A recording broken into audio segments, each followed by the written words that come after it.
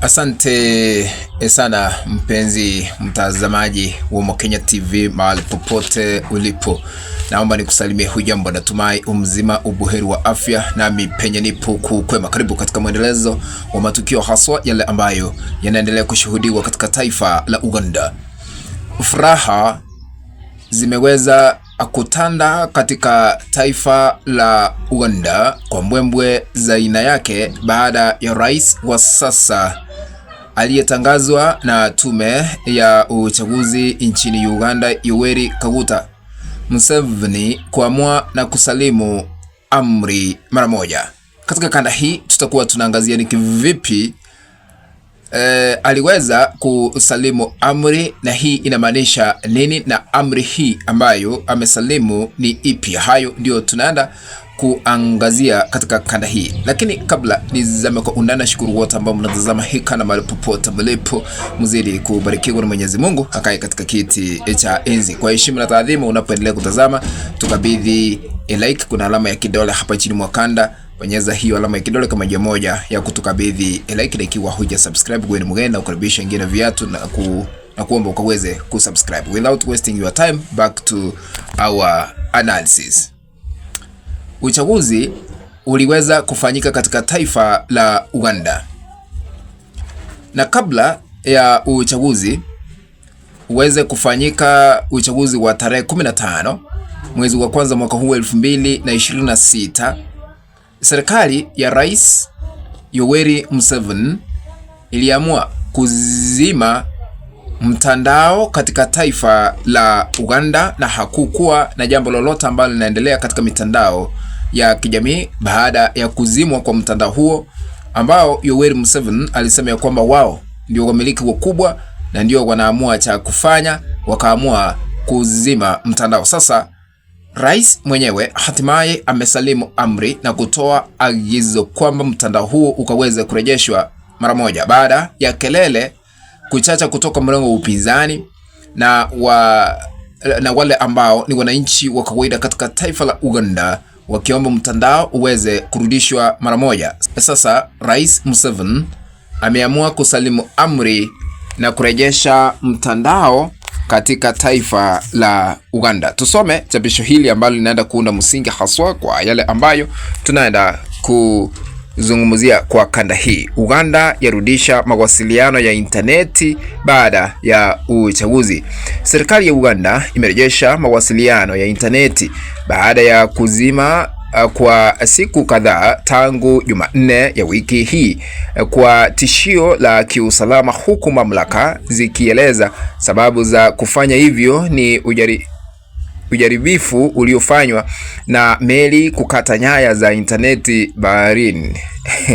Uchaguzi Uganda ulifanyika siku ya Alhamisi, huku matokeo yakitangazwa jana Jumamosi na kumpa ushindi Rais Yoweri Museveni anayesubiria kuapishwa na kuingia afisini. Sasa vile umesikiza na vile tumeweza kusoma chapisho hilo, linaunda msingi kwamba Rais Museveni amesalimu amri kwa hatua ile ambayo aliichukua kwa kuzima mtandao.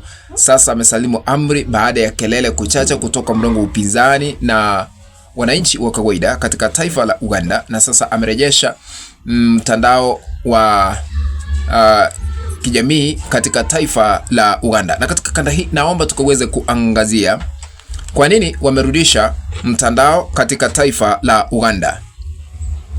Number 1, wameweza kufaulu uchaguzi uliofanyika siku ya Alhamisi. Serikali ya Museveni iliamua kuzima mtandao Jumanne, siku mbili kabla ya uchaguzi kufanyika katika taifa la Uganda. Sasa kwa sababu tume ya uchaguzi imemtangaza na kwamba Museveni ameweza kushinda kiti cha urais, wamerudisha mtandao katika taifa la Uganda. Ikumbuku kwamba tumeona kanda zikiendelea kusambazwa katika mitandao ya kijamii sasa hivi, vile inadaiwa wale ambao wanasimamia uchaguzi walionekana wazi hadharani mbele ya kamera mbalimbali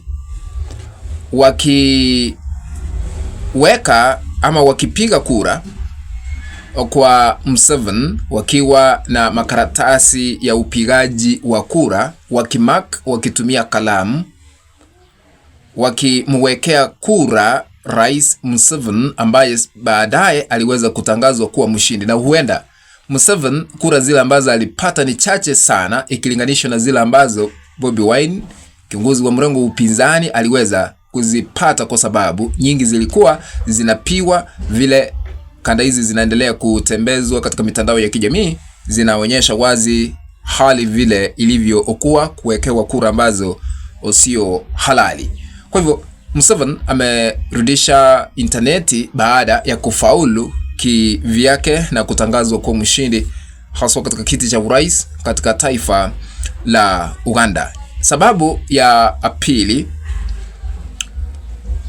kulingana nao, walizima mtandao kwa ajili ya masuala ya kiusalama. Vijana wa Gen Z walikwisha jiweka tayari wakati wa uchaguzi uliopita kuhakikisha ya kwamba watasambaza matokeo ya kura kutoka eneo moja kuelekea eneo lingine ili kujumulisha pamoja. Sasa ni mtego ambao Museveni aliweka ili aweze kuzuia jaribio hilo kufaulu, kwa sababu hangepata kura.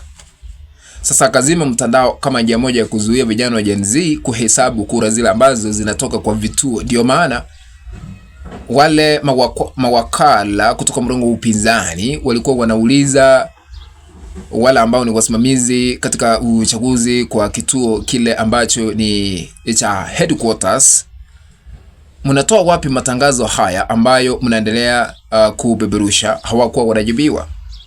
Ndio maana tukashuhudia wengi wakifukuzwa kutoka vituo mbalimbali vya upigaji wa kura, kwa sababu walikuwa na shughuli ambazo lazima wangefanikisha katika taifa la Uganda. Na vile ipo sasa hivi, baada ya Rais Museveni kutangazwa kuwa mshindi, atakuwa anaongoza kwa miaka 5 ikiwa ataapishwa. Sasa hivi ako na miaka 81, ukimuongezea miaka 5 kuwa uongozini atakuwa na miaka 87 ikifika mwaka 2031. Ikumbuke kwamba hata kuna mbunge ambaye nimeona katika taifa la Uganda ambaye amechaguliwa kupitia chama cha NRM, National Resistance Movement, akuna miaka 86, kumaanisha akiongezewa miaka 5 ataondoka mamlakani akiwa na miaka 92, kumaanisha akienda kuwania atafikisha hata 100 hata sielewi. Hayo ndio yanaendelea katika taifa la Uganda, lakini nani atalaumiwa? Ni wapiga kura? Ni wale ambao ni wa kuhesabu kura? Ama ni nani? Ama ni serikali iliyopo mamlakani? Kufikia hapo, mpenzi mtazamaji, ndipo natia kikomo kueleza matukio yale ambayo yanaendelea kushuhudiwa katika taifa la Uganda. Tukutane katika kanda ambayo nitaitengeneza hapo baadaye, na kwa heri kwa sasa. Lakini ikiwa huja subscribe, na kuomba uweze kusubscribe na sambaza link ya kanda hii kuelekea group 1 ama 2 3 katika mtandao wa WhatsApp na hata Facebook, ili tuendelee kujulisha wengi tena zaidi. Asanteni sana ladies and gentlemen. Be blessed. Let's meet in the next video. Bye bye.